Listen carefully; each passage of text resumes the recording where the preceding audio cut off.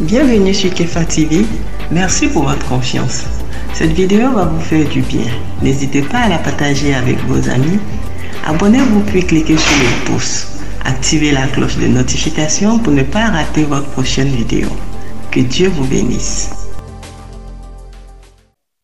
Bonjour à toutes, bonjour à tous. Bienvenue dans cette émission Ma Devise qui reçoit la responsable provinciale des Sœurs Notre-Dame des Apôtres de Côte d'Ivoire.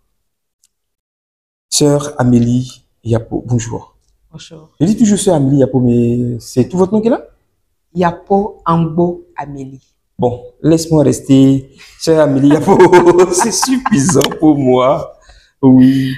Alors, dites-nous, dans votre cursus, quel est votre parcours éducatif? Je suis née à Zopé. Je ne sais pas si c'est mon curriculum vitae que vous voulez. Oui, allez-y, ça nous intéresse. Je suis née à Zopé, Institut Raoul Folero d'Azopé précisément. Ensuite, j'ai fait mon école primaire à Duquesne Crémone. C'est où ça? Duquesne Crémone, c'est à Zopé. Voilà. Ensuite, mon secondaire au CEG, ce qu'on appelle maintenant Collège moderne d'Azopé. Après le BPC, j'ai été orientée au lycée Compa d'Azopé. C'est là que j'ai eu mon bac. Et après le bac, je désirais être religieuse. J'ai été orientée dans une faculté, la faculté d'allemand. Et en même temps, j'ai passé le concours et je suis allée à l'école des infirmiers. Donc, je suis devenue infirmière. Et c'est après l'école des infirmiers que je suis rentrée au postulat chez les Sœurs de Notre-Dame des Apôtres à Fadangourma, au Burkina Faso. Après le postulat, donc, j'ai été admise au noviciat. Le noviciat, c'est ici en Côte d'Ivoire, à Abengourou, où on a fait 2 ans de noviciat. Ensuite, j'ai émis mes premiers vœux et j'ai été envoyée en mission à N'Djamena, au Tchad. Mais avant d'aller au Tchad, je suis restée quelques mois pour faire un stage, pour me remettre un peu plus à niveau à Boaké, au CHU de Boaké. Donc, je suis allée au Tchad pendant 6 ans. J'ai travaillé comme responsable dans un centre de santé, dans notre centre de santé, NDA, à N'Djamena. Et après, je suis venue en Côte d'Ivoire en vue de préparer mes vœux perpétuels. Je suis restée presque une année scolaire en Côte d'Ivoire. Nous sommes ensuite allés pour la formation de préparation des vœux perpétuels qui dure 2 mois. Après les 2 mois, 1 mois de retraite spirituelle, retraite ignatienne pendant 1 mois. J'ai émis mes vœux perpétuels le 15 septembre 2007. Et j'ai été envoyée à Ouagadougou pour continuer les études. Là, j'ai fait une spécialisation en pédiatrie. Je suis sortie de là avec un diplôme d'attaché de santé en pédiatrie. Et j'ai été envoyée au centre médical Béthanie de Fadangourma, c'est le centre médical des Sœurs NDA à Fadangourma, où j'ai exercé pendant 6 ans comme directrice du centre médical.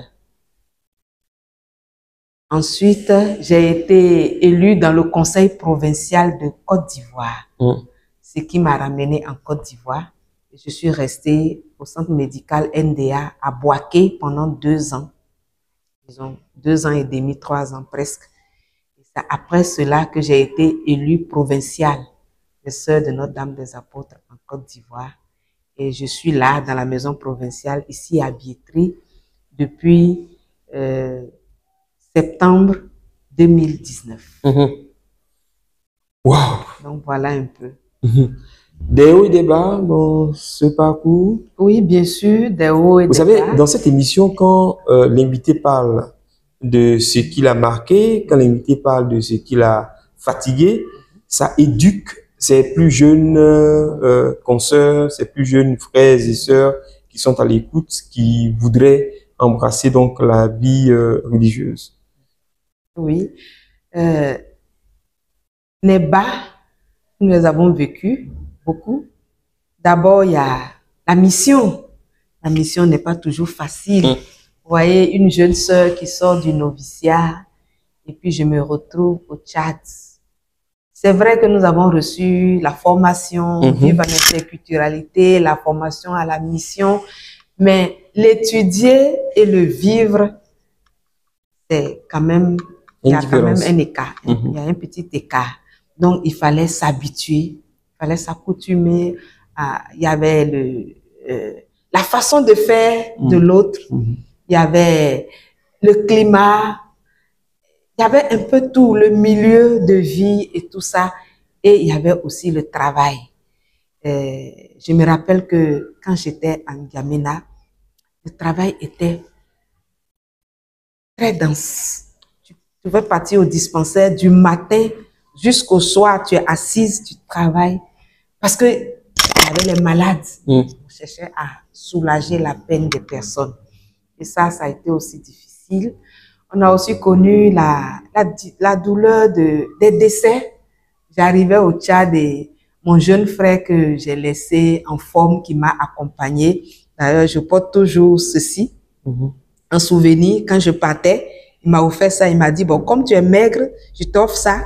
En revenant, tu dois remplir, tu dois grossir. On arrive.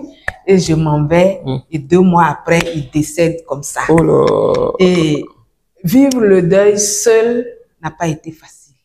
Même encore aujourd'hui, je me demande bien si j'ai vécu ce deuil-là. Est-ce que j'ai passé ce deuil? Je n'en suis pas sûre. J'ai connu aussi cette douleur, la peine de la maladie, et puis des difficultés aussi dans la vie. Quand ça arrive, comment est-ce que vous vous sentez? Comment est-ce que vous vous comportez? Comment est-ce que vous dépassez cela? Dieu merci, le Seigneur met toujours des personnes à nos côtés pour nous aider, pour nous parler, pour nous accompagner. Par exemple, quand j'ai perdu mon frère, il y avait des personnes qui venaient tous les jours me rendre visite. Tous les jours.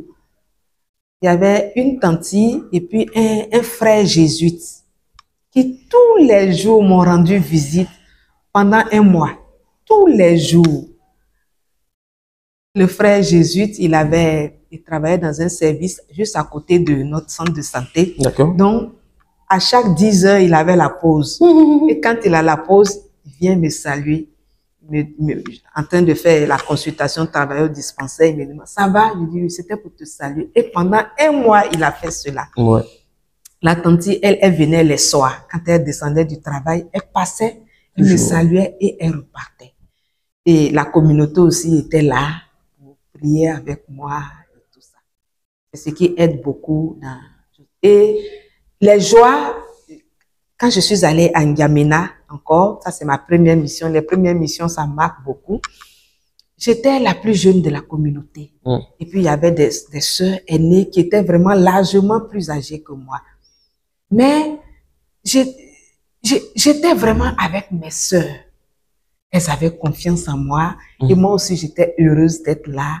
Je savais que quand je revenais du travail, même si j'étais fatiguée, je trouvais toujours 1 ou 2 sœurs qui étaient assises là, qui me donnaient à manger, qui me donnaient à boire, qui me demandaient comment ça s'est passé la journée, qui étaient à mes petits soins. Il y en avait une qui chaque jour trouvait toujours quelque chose à mettre devant ma porte. Et ça... Comme quoi? Des petits cadeaux, ça peut être un dizainier, ça peut être un petit livre, ça peut être des bonbons, ça peut être des biscuits. En tout cas, chaque jour, disons souvent, elle trouvait toujours quelque chose à me donner pour... Bon, je sais pas, mais en tout cas, ça faisait ma joie pour m'encourager. Je me sentais vraiment bien chez moi. Et puis, bon, il y avait aussi la proximité des personnes, des gens à qui tu as rendu service et qui te voient, par exemple, au marché. Ah, ma soeur, tu me reconnais pas? J'étais à l'hôpital hier, là. J'étais là avec mon enfant va bien. Bon, ça faisait la satisfaction. Vous êtes bien accueillis. Oui, et dans toutes les missions où je suis passée, que ce soit au Burkina, même ici en Côte d'Ivoire, il y a toujours eu des personnes qui nous ont accueillis, qui nous ont pris comme un des leurs. Et ça aide à bien vivre la mission. Ça aide à bien vivre la mission. Et vos parents dans tout ça? Mes parents... Comment ils ont vécu votre appel à devenir religieuse? Bon, mes parents, ils n'ont pas... J'étais enfant, je me rappelle que la première fois que papa m'avait demandé, un jour, une soeur est venue, lui a dit de me dire qu'on irait à Abengourou au noviciat pour une fête. Et quand il est venu le soir, il m'a dit, la soeur a dit de te dire, demain, vous allez partir à Abengourou pour une fête. J'ai dit, ok. Est-ce qu'il savait? J'ai compris. Où il envoyait sa fille? Il voyait, mais il disait rien. Et après, il me dit, tu veux aller chez les sœurs?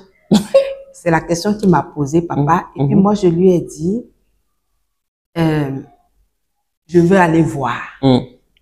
Donc, à partir de ce jour, il ne m'a plus jamais rien demandé. Et bon, ma maman, elle n'a jamais rien dit, paix à leurs âmes. Elle n'a jamais rien dit. Je pourrais dire que tout le monde m'a regardé partir sans m'encourager, mais sans me retenir. C'est-à-dire, on s'est dit, bon, laissons-la, on verra bien jusqu'où elle va aller.